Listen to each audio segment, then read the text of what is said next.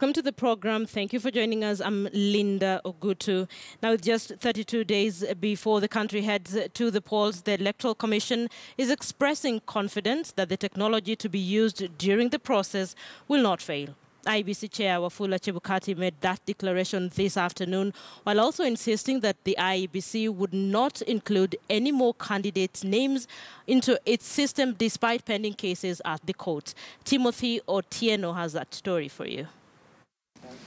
The Independent Electoral and Boundaries Commission is banking its hopes on the efficiency of the Kenya Integrated Elections Management System for the success of the August 8th polls. And with just slightly over a month before Kenyans head to the ballot, the Commission, in a move aimed at enhancing transparency of the electoral process, gave the ICT-based approach a public test run. Now, when you search this voter with their ID number, with the procurement of slightly over 40,800 such kits to be used across the country, the Commission says it is confident that the coming elections will not be compromised. The reason why his biometrics are not going through at this particular scenario is because he is not a voter in the database that is in this tablet. In that polling station? In that polling station. And these tablets have been configured in such a way that if you are not in that polling station, you will be found in the database of the whole country.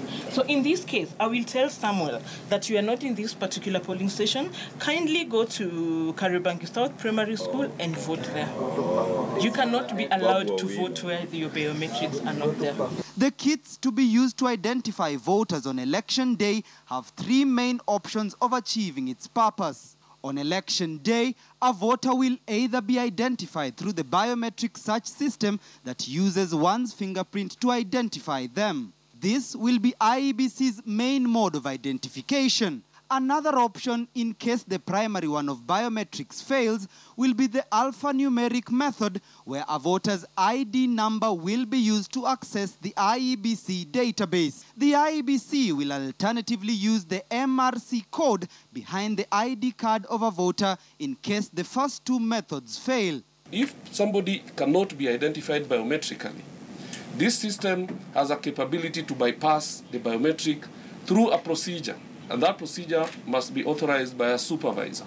And therefore, the supervisor, those logs will also be kept in this tablet for audit purposes and also for purposes of resource transmission at the end of the day. The voter register has to be loaded on the kits which we are sending to the polling stations with the polling station data. Each polling station must have the list of voters in that kit, not exceeding 700.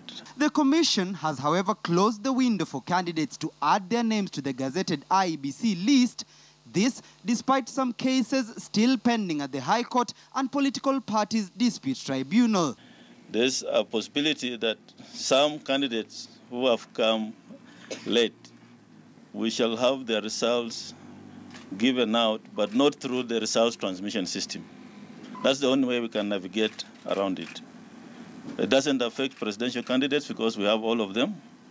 But the few who may not appear in the CRMS, we shall have their results announced separately outside the results transmission system.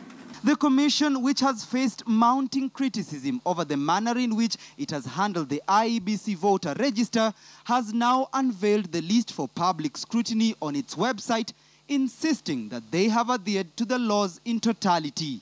The Commission wishes to clarify that the accuracy of the 2017 register of voters has been enhanced by both the outcome of the verification exercise and the recommendations from the KPMG audit. Out of those 92,000, it was actually 88,000 people that were deceased.